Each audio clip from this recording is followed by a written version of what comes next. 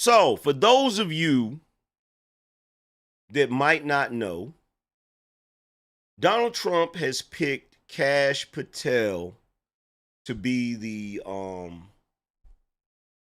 director of the FBI.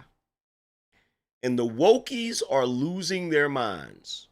Now, if you're wondering why the wokies are losing their minds, here's a good example of why. This is Kash Patel saying what he would do. This is an interview he did a while back, saying what he would do if he was the head of the FBI. The FBI's footprint has gotten so freaking big, and the biggest problem the FBI has come out of its intel shops. I'd break that component out of it. I'd shut down the FBI Hoover building on day one and reopening the next day as a museum of the deep state. And I'd take the 7,000 employees that work in that building and send them across America to chase down criminals. Go be cops. You're cops. Go be cops. What do you need 7,000 people there for? Same thing with DOJ. What are all these people doing here? Looking for their next government promotion, looking for their next fancy government title, looking for their parachute out of government. So while you're bringing in the right people, you also have to shrink government. The FBI's... And that's why they don't like him. That's why they don't like him. That's why they don't like him. His ideas of what to do with the FBI are contrary to what the FBI has been doing.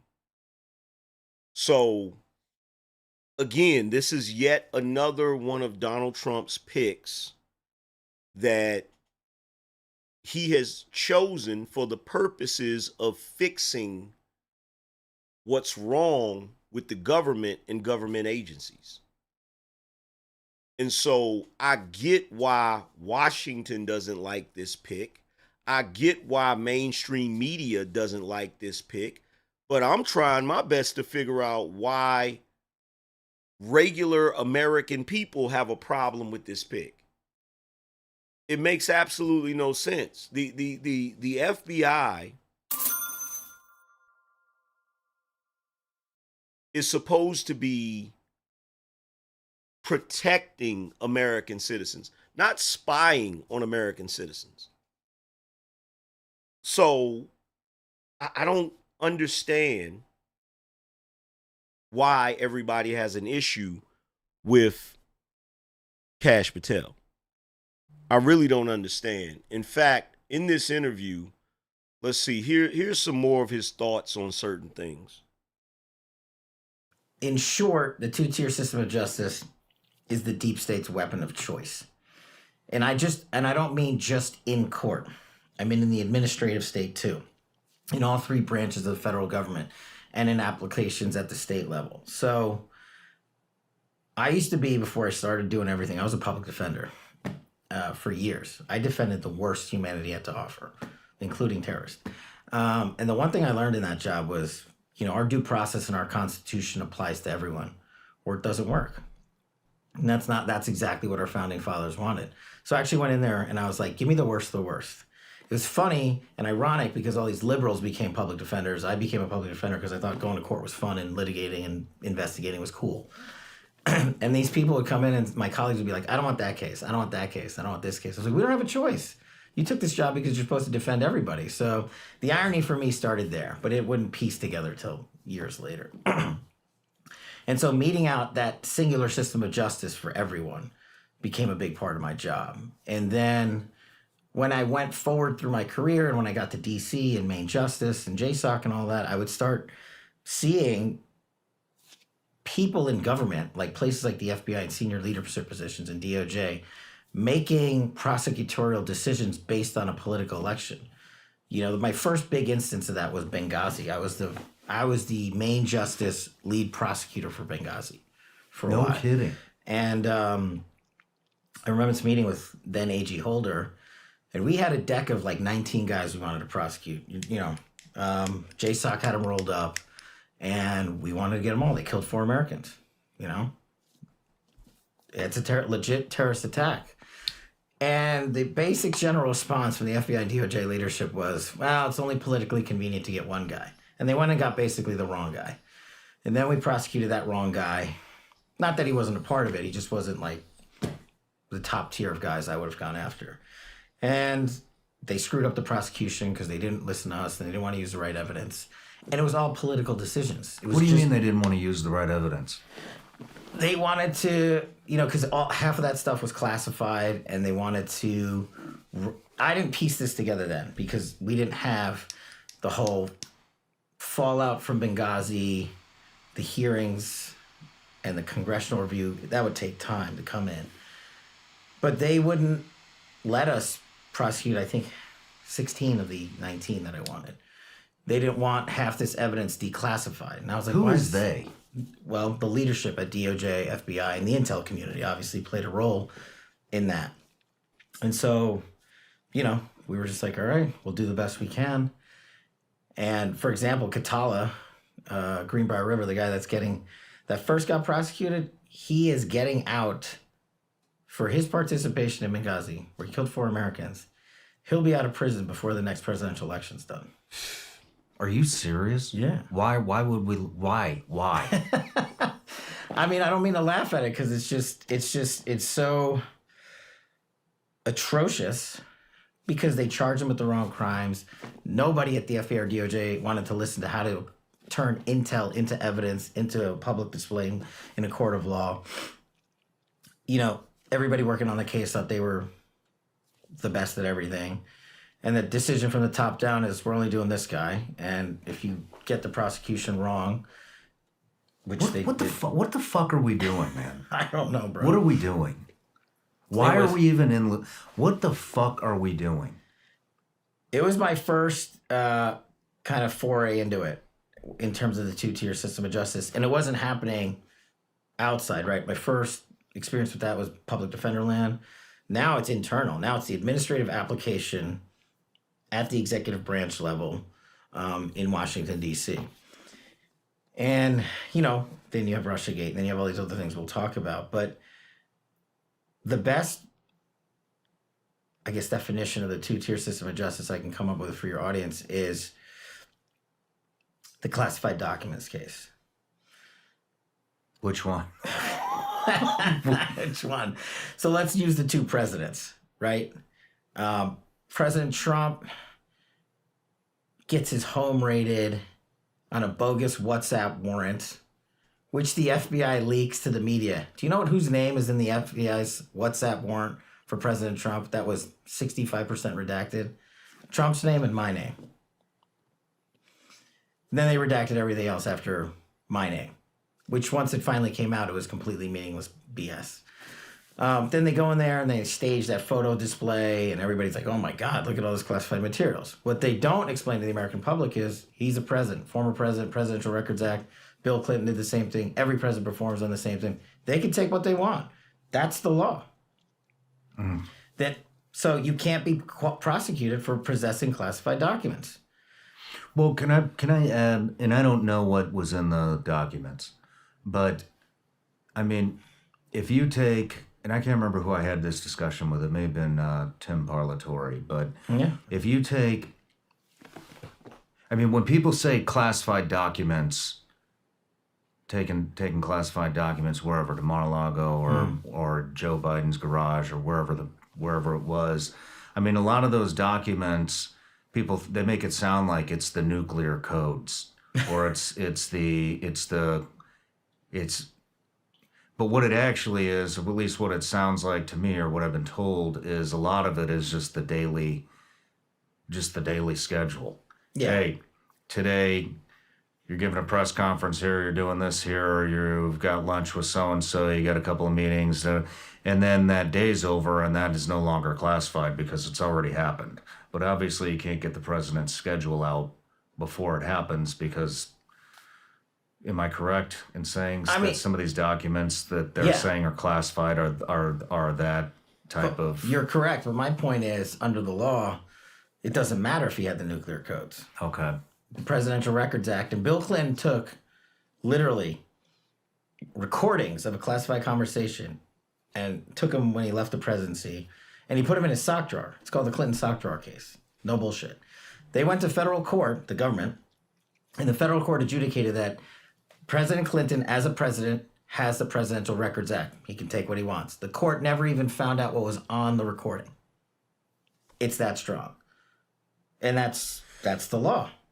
So then why does this DOJ come in and say, well, it doesn't kind of apply to Trump? And then you interview Joe Biden, and he was never president. He had 4 different locations of 20 years of classified information. Delaware, his offices in Washington, D.C., and 2 other locations as Beach House and somewhere else. But their excuse to not prosecute Joe Biden was, well, basically he's too inept. He's too feeble-minded, so we're not going to prosecute it. That's not, I've never heard that. That's legitimately why they didn't prosecute That's what him? the special counsel appointed to the investigation told Attorney General Garland, and Garland came out and literally said, well, we don't think Joe Biden meant to do it. And I was like, what? I was like, we're back to the Clinton case, the Clinton server case, right? It's like when Comey created this new legal fiction. No reasonable prosecutor, first of all, it's not the FBI's job to ever make a prosecutorial decision, but no reasonable prosecutor would bring this case. I was in the National Security Division at the time. I was doing the discovery for Benghazi where we found her freaking email. And then they took that investigation away from us. And then it became the Clinton investigation, right? That everybody now knows about. I was like, who is this guy talking about? And then I didn't think it would happen, but it did. It came back full circle with the Biden administration, or the Biden prosecution of classified docs. And they let the guy off the hook. And they just said, doesn't matter. So we'll prosecute a guy who has a legal justification to have those documents because we don't care. It's Trump. And we won't prosecute the sitting president because you've made up a new legal standard that applies to exonerate him and to not even charge him. That is the 2-tier system of justice on steroids.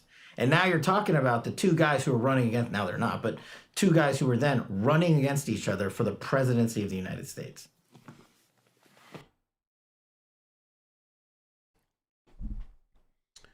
To everybody watching, this was 2 months ago on the Sean Ryan show. He has a lot of great interviews. The interview he had with one of the Marines, one of the SEALs, one of the Navy SEALs. Awesome interview. He has a lot of awesome interviews. It would behoove you to go and watch this entire interview. Because if you watch this entire interview and listen to some of the things that Kash Patel is talking about as it pertains to the FBI, the DOJ, the government, you start to understand really quickly why they have a problem. Well, you start to understand 2 things. The first thing you understand is why Trump picked him. The second thing you understand is why they don't like that Trump picked him. If this guy is confirmed as director of the FBI, he's going to clean house. He's going to clean that shit up. And I would imagine that there are people that are going to be investigated that prior to him being FBI director were pretty much untouchable. So this is the reason why they have a problem with that particular pick. If you go back and you watch this entire interview, I mean, oh my God, some of the things that he says in this interview. And by the way, the whole thing, and that's the other thing, what annoys me, it's like you got people running around here talking about, so well, Trump had classified documents. He can have classified documents. He was a sitting president. The way that law works is if he's in the office and he's getting ready to leave because you have another president coming in with their transition team. If he picks up some classified documents and walks out the door with them, guess what? They're no longer classified in his possession. That's literally how it works. He doesn't have to go through. A president can deem whatever process he wants to declassify a document. In other words, he can say, well, it's declassified because I stuck it in my back pocket. Guess what? Under the law, he can do that. Now, the difference between him and Joe Biden is at the time Joe Biden had his classified documents, he had only reached vice president. He wasn't a president. Now, if they would have found all of them documents in Obama's possession, it wouldn't have mattered. And there's legal precedence for this, which is Bill Clinton. So when you have people running around talking about stuff that they don't know anything about, I said this when they first started all of this lawfare. I said, you can't prosecute him. You can't. So you got the classified documents case, which was BS, because a president can declassify any documents. You got the case of the quote unquote illegal electors, right? And in fact, matter of fact, let me see if I can find a video where Levin actually explains about the electors.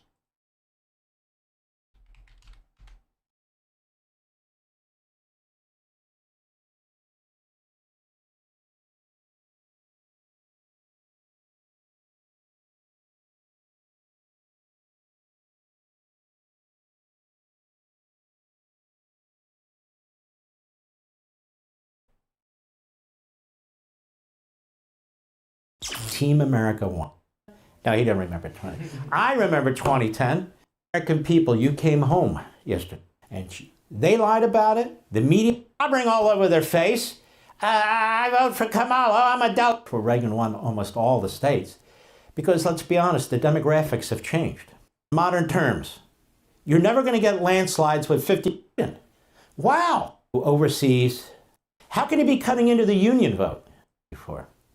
He does want unity. He absolute genius. Absolute genius. You didn't see Kamala Harris go. Hold on.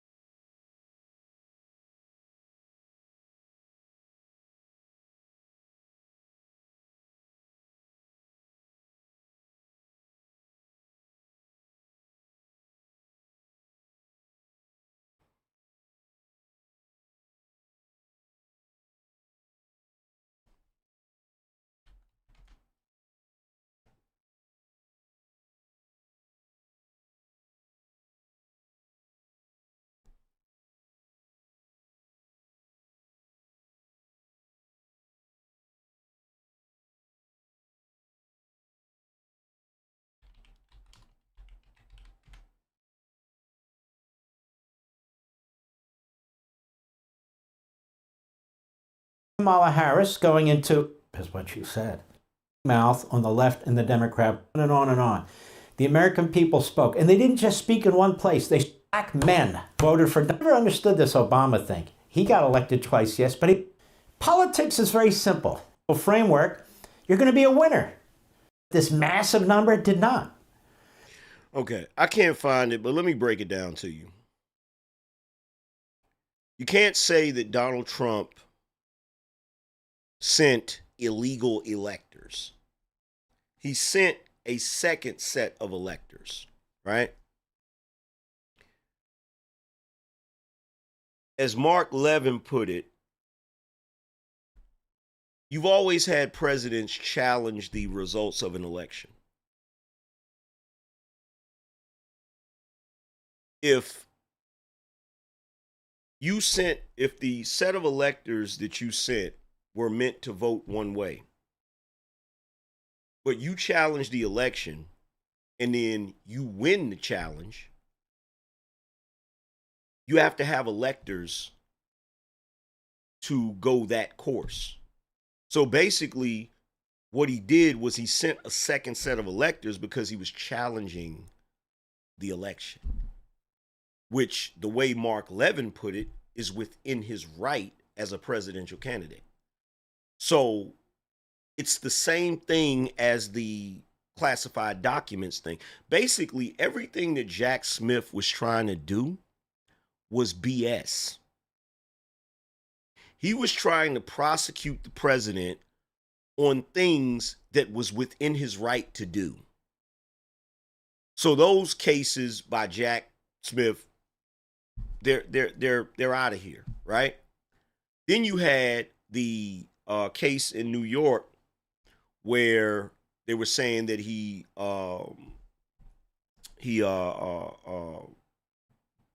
overvalued Mar-a-Lago to get this loan. The appellate court shot that down. They said, show us another instance where you have two sophisticated parties engaged in business, nobody's damaged, and you've brought a case against someone for that. And they couldn't do it.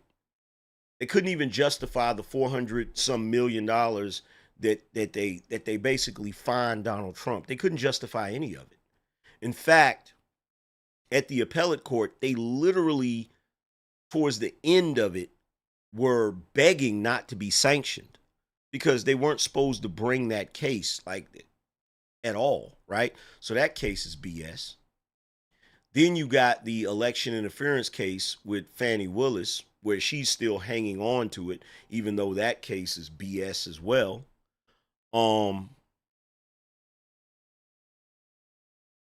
What was the other one? Oh, then you got the 34 felonies, where there's literally no underlying crime.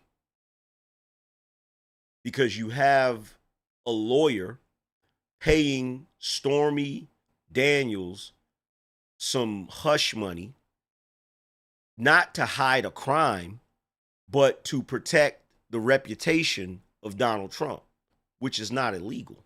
It's not illegal to give somebody money to say, hey, I'm going to give you this money.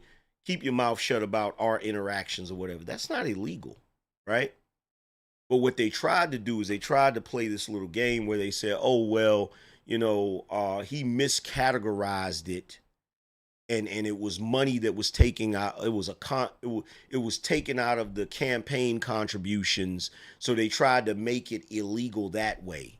So by the time the jury is getting ready to deliberate, you have the judge literally instructing the jury, well, even if you can't find an underlying crime, if you feel like he did something wrong, then you have to find him guilty, which is unprecedented. Nobody in the history of the judicial system has ever done such a thing, right? So that right there is ridiculous. How they were able to make it into 34 felonies, I still don't understand. But it's obvious what all of this was. It's obvious what all of this was. And in my humble opinion, I believe that it is incumbent upon the new administration and the people that Donald Trump picks to be in the DOJ or whatever organizations, it is incumbent upon Donald Trump's administration to hold these people accountable for their abuses of power. Because they were doing things that break so many codes of ethics, maybe even wasn't lawful. Like they have to be held accountable. An example has to be made, flat out, because they've set a horrible precedence moving forward when it comes to presidential candidates that they don't like. You feel me? Because is this the last time we're going to have a presidential candidate like Donald Trump that certain groups just don't like? And so because they don't like him, they want to go after him with lawfare and hit him with a bunch of trumped up charges, no pun intended. No. They have, by doing what they've done when Donald Trump became president, they have diminished the respectability of the office of the presidency. Like, for instance, when Donald Trump was president, you got people in the private sector making statues of Donald Trump where he's naked with small genitalia. You got people putting big ass balloons of Donald Trump naked on top of buildings. Those people should be prosecuted. I don't care what nobody say. They should be prosecuted. I'm not saying you got to throw them in prison for 10 years, but there needs to be some kind of punishment for that. For real. There needs to be some kind of punishment for that. That is ridiculous. That is ridiculous. Like, what people don't understand about America, and they set the precedence with Donald Trump in 2016. Because there were a lot of things that Obama did that I didn't like. There were a lot of things that Clinton did that I didn't like. But as Americans, we have to realize our president is our president and the world is watching. So why would the world respect our president if we don't even respect our president?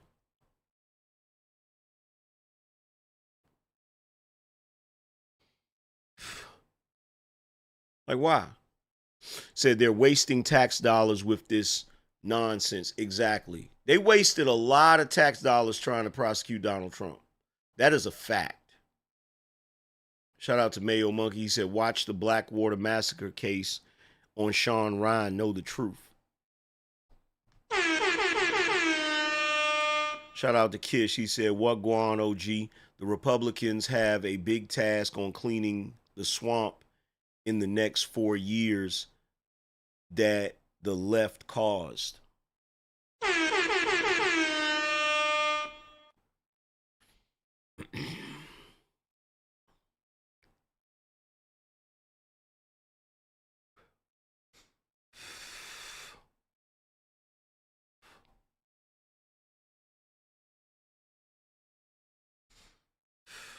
But yeah, so it's really interesting to see what's going to happen in the days to come. You feel me?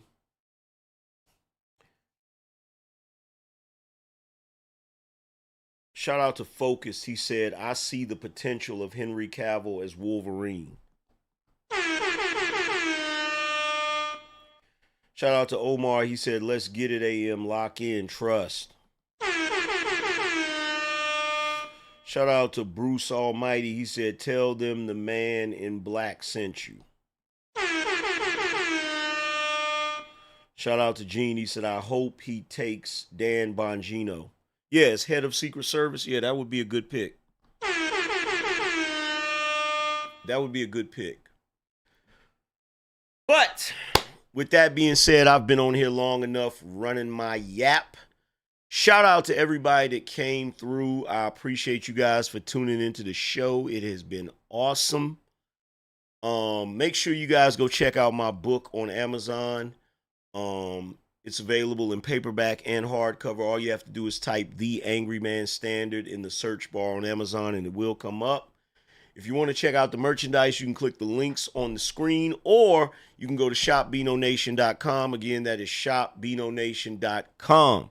With that being said, man, salute to everybody that came through. I appreciate everybody for contributing. Shout out to the sponsors. Shout out to everybody that hit the like button. I'll be back at you guys tomorrow, so be on the lookout for me. I'm going to holler at you later. Deuces.